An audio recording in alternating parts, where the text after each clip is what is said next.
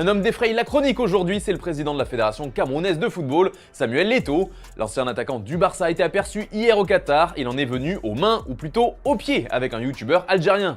Il s'agit de Sadouni SM que l'on voit sur des images d'une télévision américaine en train de poser des questions à Eto'o. Et si ce dernier était au départ tout sourire en train de faire des photos avec des fans, il a vu rouge après avoir rencontré ce youtubeur muni d'un appareil photo. Si on n'entend pas les questions posées sur les images, il aurait, selon certains échos, demandé à Eto'o combien ça lui coûtait d'acheter des arbitres, en référence à l'arbitre Bakary Gassama du match de barrage entre le Cameroun et l'Algérie pour la qualification au mondial qui avait fait polémique. Les Fennecs, leur staff et les supporters avaient alors crié au scandale suite à plusieurs décisions litigieuses. Depuis, les relations entre Cameroun et Algérie sont plus que tendues quand on parle foot. Le dénommé Sadouni SM a publié une vidéo sur sa chaîne YouTube dans laquelle il donne sa version des faits. Il annonce notamment porter plainte contre Samuel Eto'o, mais aussi qu'il a fait ça pour l'Algérie. Il montre des traces de coups sur son bras qui sont liées à l'agression, mais également l'image de son appareil photo complètement détruit. Rappelons au passage que Sadouni SM avait fait d'autres vidéos depuis son arrivée au mondial, dans laquelle il faisait référence au Cameroun qui ne devait pas être présent à la place de l'Algérie au Qatar.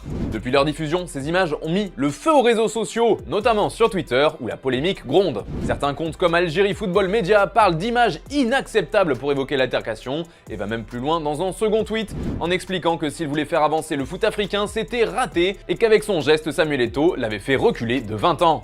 Tout ça fait les gros titres des journaux algériens comme avec DZ Foot notamment qui relatent cette agression. Même chose en France avec la plupart des médias sportifs qui ont vite relayé l'information. Pour être complet, il faut ajouter que le Cameroun et notamment son président de fédération Samuel Eto'o sont régulièrement pris à partie, comme à l'occasion de la cérémonie du tirage au sort de la Coupe du Monde. Un vidéaste algérien avait interpellé Eto'o en évoquant à plusieurs reprises la corruption de l'arbitre Gassama et le fait qu'il avait été acheté par Eto'o. Pour l'instant, ni la fédération algérienne ni la fédération camerounaise n'ont réagi officiellement.